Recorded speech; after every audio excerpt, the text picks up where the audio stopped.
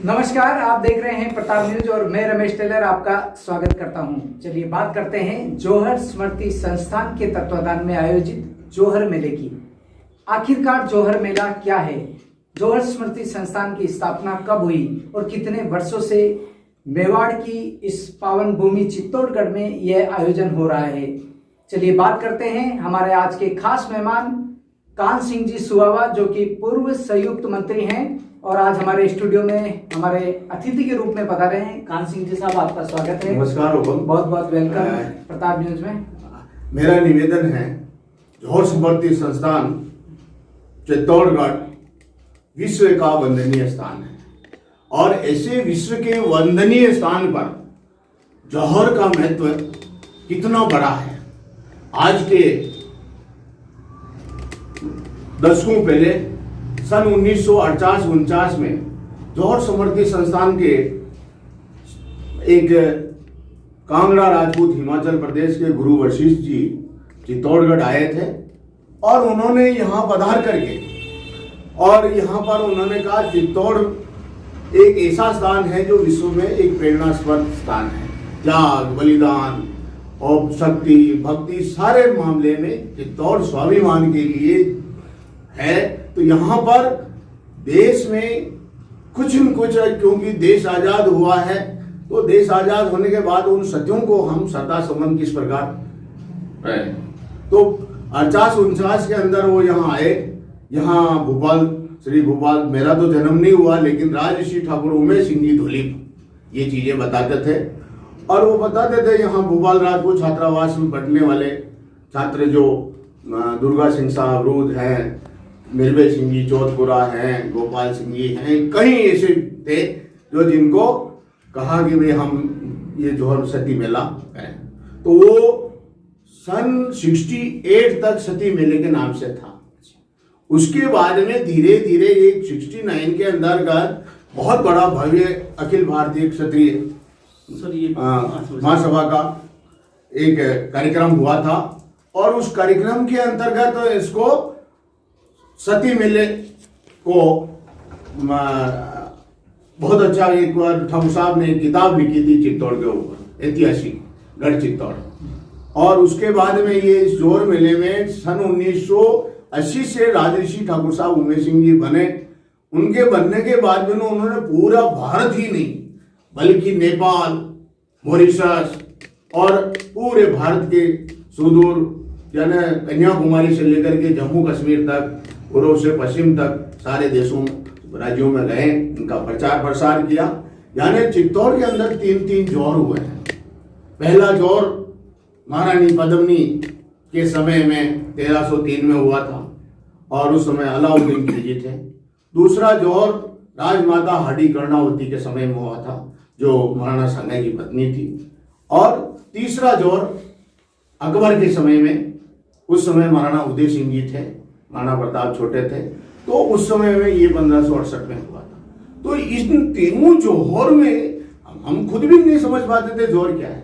तो इस जौहर को पूरी दुनिया के अंदर राजऋषि ठाकुर साहब ने इस प्रकार से किया कि सारी सर्व समाज को साथ लेकर के, हर एक के सुख दुख में लेकर के किया है। और आज भी चित्तौड़ की जनता जनार्दन की नहीं, राजस्थान की नहीं, भारत के विभिन्न प्रांतों के महानुभाव इस जौहर मेले में पधारते हैं। यह एक आस्था का केंद्र है। सतियों यानी उस समय में क्षत्राणियां, वीर वीरांगनाओं में एक सतीत्व की भावना उत्पन्न करके, और जो हमारे पास में कोई रास्ता नहीं बचता था तो वो वीरों में वीरत्व उत्पन्न करने के लिए, करो मरो की एक शक्ति उत्पन्न करने के लिए जौहर व्रत लेती थी और उसके बाद शाखा होता था। ये कितने वर्षों से चित्तौड़गढ़ में जौहर स्मृति संस्थान के तत्वाधान में ये मेला आयोजित हो रहा है? ये लगभग 7 दशकों से हो रहा है, यानी 74 वर्ष लगभग हो गए। तो कभी 10 जने, कभी 15 जने, कभी लाखों लोग इस कार्यक्रम में। प्रधानमंत्री चंद्रशेखर जी भी पधारे हैं, मुख्यमंत्री अशोक गहलोत भी पधारे हैं, तो मध्य प्रदेश के मुख्यमंत्री दिग्विजय सिंह जी भी पधारे हैं तत्कालीन, और हमारे राष्ट्रपति प्रतिभा पाटिल भी 3 बार पधारे हुए हैं, और लाल कृष्ण आडवाणी जी और राजनाथ सिंह जी भी पधारे हैं। कहीं विभूतियां इस चित्तौड़ में पधारी है और पधारे। और आज जो चित्तौड़ के ऊपर जो हमारे जो काफी लोगों ने विकास के आयाम स्थापित किए हैं। और आज चित्तौड़ के आज मैं जब देखता हूँ मोर मुगरी के ऊपर एक बहुत बड़ा एक हो रहा है स्टेचू, तो धीरे धीरे इस जोहर मेले से जोहर समर्थी संस्थान ये चाहता है कि चित्तौड़ की जनता को विश्व वंदनीय स्थल में उस तरह की सुविधाएं मिले। ये है सर। और क्या आप चाहते हैं कि जोहर स्मृति संस्थान के बैनर तले सर्व समाज को जोड़ा जाए, विभिन्न समाजों के बच्चे या राजपूत समाज के बच्चे बच्चियां आगे बढ़े, इसके लिए सरकार से आप क्या मांग करते हैं? नहीं, सरकार तो बहुत कर रही है और कह रही हम हमारी बराबर मांग है।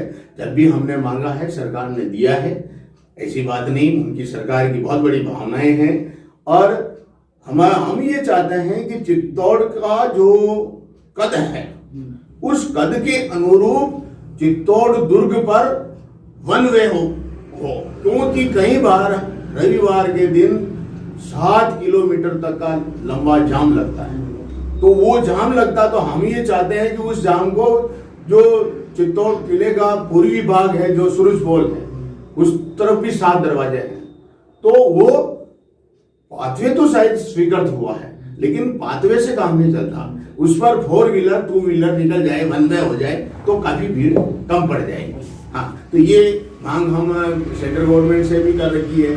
राज्य सरकार का तो मामला ही नहीं है, लेकिन फिर भी हम ये चाहते हैं कि चित्तौड़ में हेलीपैड हो।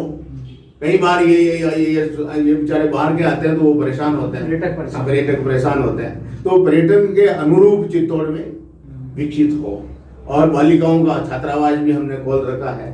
जोहर समर्थी संस्थान जिस तरह से प्रताप गौरव केंद्र उदयपुर में है, या हल्दी घाटी के अंदर अच्छा मॉन्यूमेंट लगा हुआ है हल्दी घाटी पर, उसी तरह से हम ये चाहते हैं कि इस जोहर समर्थी संस्थान के माध्यम से यहाँ के वीरों के बारे में, यहाँ के एक वीर नहीं है, महाराणा कुंभा, लाखा, शांगा और मीरा, पन्ना, और इस तरह से हजारों राज सिंह जी, फतेह सिंह जी, ऐसे कई हैं जो अनछुए पहलू हैं। तो उनके ऊपर उनके राष्ट्र के प्रति किस प्रकार त्याग और बलिदान हो, वो हम बच्चों में भावना करना चाहते हैं। तो उनको भावना बढ़ने के लिए आज इलेक्ट्रॉनिक मीडिया की आवश्यकता है, और इलेक्ट्रॉनिक मीडिया के माध्यम से ऐसे हम, जैसे अभी लाइट एंड साउंड चल रहा है, तो हम उसको लाइट एंड साउंड का रूप अलग अलग दिखाना चाहते हैं। ये हमारा भी है। कई बार इतिहास के साथ छेड़छाड़ जो हो जाती है, हाँ। तो उसके बारे में भी आपके संस्थान या पदाधिकारियों द्वारा कुछ सही तथ्य आम जनता तक जाए, नई पीढ़ी तक जाए, उसके लिए कोई प्रयास किए जाए? प्रयास किए जाए। देखिए सर, सबसे पहले जोधा अकबर पिक्चर चली थी। आज वो हमारे लोकेंद्र सिंह जी काली साहब कल ही डेथ हुई, उन्होंने सबसे पहले एक मुद्दा उठाया था। इसी तरह चित्तौड़ के अंदर 2017 के अंदर पद्मावत फिल्म जो भंसाली ने शुरुआत की थी, तो उस भंसाली के उस फिल्म में कई ऐसे तथ्य थे जो उसके ऐतिहासिक अनुरूप नहीं है, यानी उसको एक मनोरंजन का साधन बनाना एक अच्छी बात नहीं है। तो इस संस्थान ने इस भाव को जागृत किया, तो पूरा भारत का हिंदू, मुस्लिम, सिख, ईसाई सारे संप्रदाय के लोगों ने उसमें भाग लिया, और उसमें भाग लेने से उन्होंने कहा नहीं, वो हमारे मेवाड़ की नहीं, हमारे भारत की गौरव महारानी पद्मिनी है, और उसको महिला के लिए वो कहा है। तो ऐसे समय में ऐसे संस्थानों की आवश्यकता है, और ऐसा हमें प्रयास करना है। उसमें 24 कट लगे साहब, और उसमें फिल्म में बैंड लगा है, 6 राज्यों में आज भी बैंड है। तो ये आपका जो मुझे इस स्टूडियो में बुला करके जो मुझे गौरवान्वित किया है, क्योंकि ऐसी चीजें हमारी जनता जनार्दन में जाना चाहिए। जनमानस के पटल पर बहुत अच्छे भाव है जोहर के प्रति, चित्तौड़ के प्रति, और चित्तौड़ के वीरों और वीरांगनाओं के लिए। जब हम बाहर जाते हैं, चित्तौड़ का नाम लेते हैं, तो उन लोगों में इतनी कदर होती है कि वो हमारे पैरों में पड़ रहे, जबकि हम तो कुछ भी नहीं है। उन्होंने कहा हम आपके नहीं पढ़ रहे हैं, लेकिन आप उस धरती के ऊपर पैदा हुए। सन 1997 से पहले हमारे पास में कोई भूमि नहीं थी, लेकिन उस समय में उस समय जो 97 से पहले जब मेरे पास में एक 50 रुपए की साइकिल थी मेरी, उस पर राजश्री ठाकुर साहब को कहीं जाते तो हम बैठा करके ले जाता, विकलांग होने के बावजूद भी। तो लोग मुझे जहाँ कहीं भी जाता तो वो कहते जोहर मेला आ गया, जोहर मेलो आ गया। तो राजश्री ठाकुर साहब ने कहा है कि जोहर मेलो कांति थाने कहवे ना, जोहर मेलो कशोक हुए जोहर बहु जो बतावा।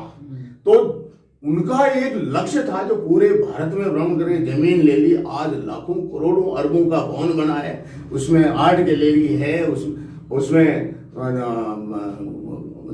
कन्या छात्रावास है बनवाया उन्होंने, और हाडी महारानी तीनों जोहर के नाम है, राजमाता हाडी कर्णावती पुस्तकालय हैं। तो इस तरह से उन्होंने ये किया है। तो मैं उनको आज इस जोहर श्रद्धांजलि समारोह के अवसर पर उनको भी मैं बहुत बड़ा श्रद्धा सुमन अर्पित करता हूँ, जिन्होंने इस चित्तौड़ के लिए भिलवाड़ा का व्यक्ति, भिलवाड़ा जिले के धौली गांव के थे, आसीन तहसील के, लेकिन उन्होंने पूरा जीवन समर्पित किया। उनके साथ में उमानंद जी सरस्वती जिन्होंने मीरा का नाम किया है। तो ऐसी विभूतियों को मैं बारंबार कोटि कोटि प्रणाम करता हूँ। धन्यवाद। होगा।